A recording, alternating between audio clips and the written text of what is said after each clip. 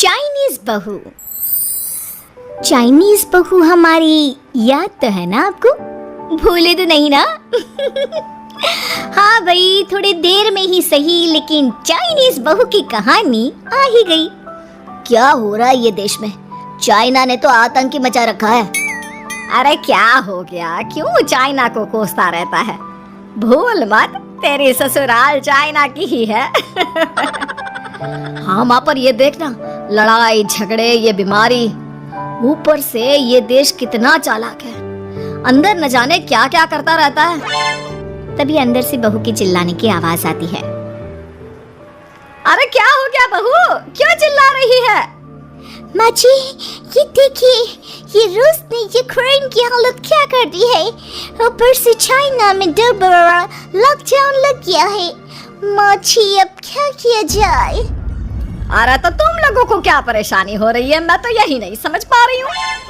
वो क्या है ना माँ, हम लोग चाइना जाने की सोच रहे थे। सांगसू के भाई की शादी है। तो क्या? अरे कौन सा उन लोगों के यहाँ भाई घोड़ी चढ़ता है जो बहन काजल लगाकर नेक लगी? माँ जी, उसकी आंखें बहुत छोटी छोटी है, उसमें या तो पुतली रह सकती है या काजल। साले की पुतली निकाल कर काजल लगा दो, अंधा कहीं का। क्या क्या बोला तुम मेरे भाई के बारे में? अरे नहीं नहीं बहू, वो तो बोल रहा था कि तुझे नेग मिल जाएगा। हाँ, बहन है ना तो उसकी। नहीं नहीं माँ जी, मैं सब समझती, ये मेरे भाई का मजाक बनाते रहती। कितना सीधा है मेरा भाई, बिल्कुल छिपकली जैसा। नहीं नहीं बहू, सीधा गाय जैसा होता है। सही पकड़े हैं माँ जी। हाँ, तो मेरे भाई की शादी है, मैं चाइना जरूर जाऊंगी। तभी एक पड़ोसन आ जाती है। अरे नहीं नहीं बहू, तू कहीं ना जा, हम लोगों का मन कैसे लगेगा तेरे बिना। ले बहू, तेरे भाई के लिए ये शॉल रख ले, हमारी तरफ से गिफ्ट कर देना। अरे सब कितने अच्छे हैं। मेरी चाइनीज बहू को कितने प्यार से तुम लोगों ने एक्सेप्ट कर लिया। सच में बड़ी भाग्यशाली हूँ मैं। कैसी बात कर रही है? ये तो हम लोगों के देश की एक खूबसूरती है कि हर किसी को दिल से अपना लेते हैं, बस वो भी दिल से हमें अपना समझे। कैसी बात कर रही है आंटी जी? मेरे लिए आप सब सासू माँ जैसी ही हैं। मुझे भारत बहुत अच्छा लगता है, ये सबसे अच्छा देश है। मेरा भारत महान। वैसे भी लड़की की शादी जहाँ होती है वो तो वहीं की हो जाती है ना। जीती रे बहू, सही बोल रही है। औरत तो होती ही पानी की तरह है, जो जहाँ जैसे रखे वैसे ही शेप ले लेती है। आंटी जी, ये थोड़ा सा ज्यादा हो गया, समझ नहीं आया।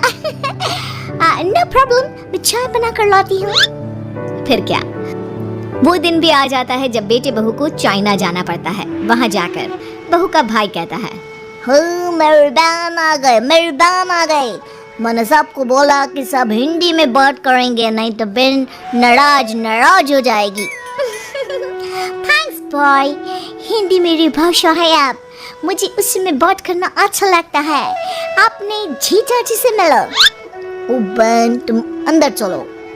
सभी बहू को अंदर लेकर चले जाते हैं, लेकिन सांगसू का पति, वो तो बेचारा चाइना के ससुराल के आंगन में अकेला खड़ा रहता है।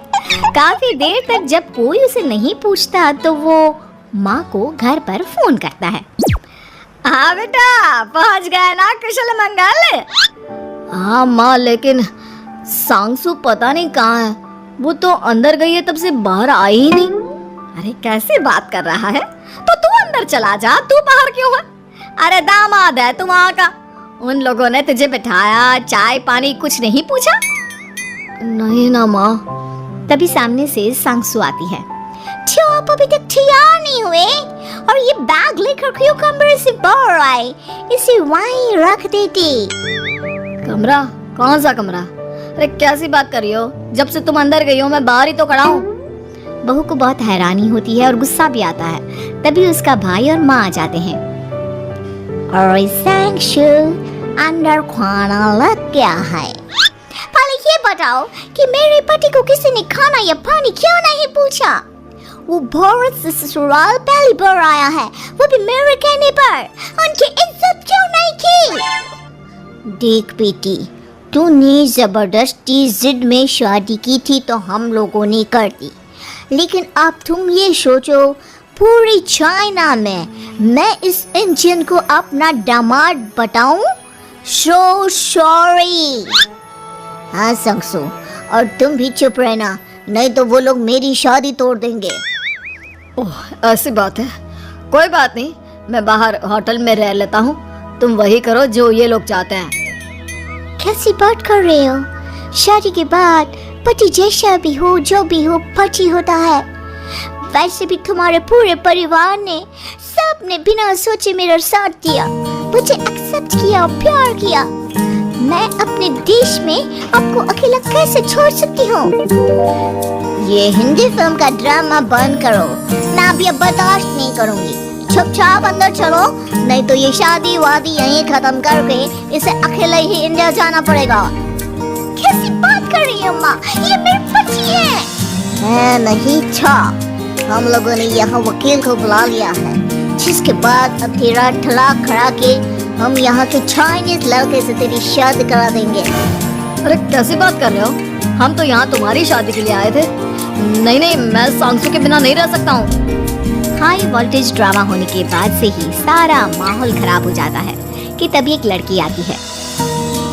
मैंने सारा इंतजाम कर दिया है, सांसू की शादी का मंडप परसों लग जाएगा।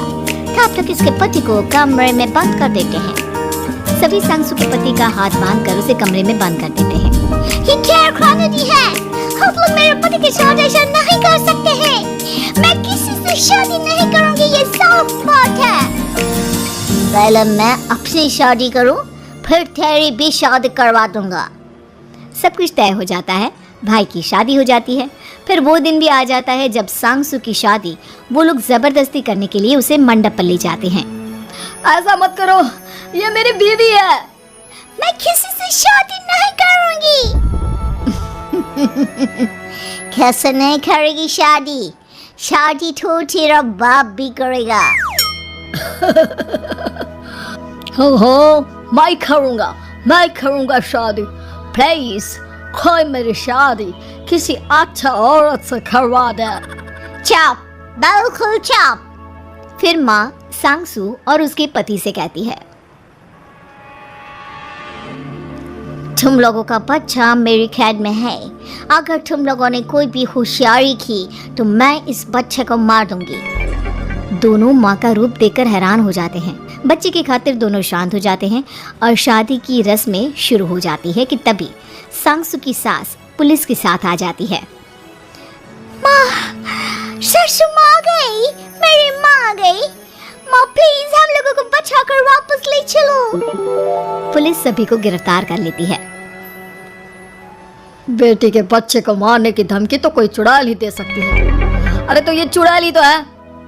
ये सही बोल रहे हैं, ये औरत किसी चुड़ैल से कम नहीं है। तभी उन लोगों का बच्चा भी आकर सांसू के गले लग जाता है। माँ, तू सही समय पर आ गई, लेकिन तुझे कैसे पता चला कि यहाँ ये सब हो रहा है? बेटा, ये चाइनीज लोग ना होते ही धोखेबाज हैं। इन लोगों पर मुझे भरोसा नहीं था, इसलिए मैंने तेरे फोन को हमेशा के लिए मेरे फोन से अटैच कर दिया था, जिससे तेरे आसपास होने वाली सारी बात मैं सुनती रहूं। उस दिन भी मेरी तेरी बात हो रही थी तो तेरा फोन ऑन था, मैं सब समझ गई थी। मुझे माफ कर दो। नहीं, बिल्कुल नहीं। चलिए माँ जी, इंडिया वापस चलते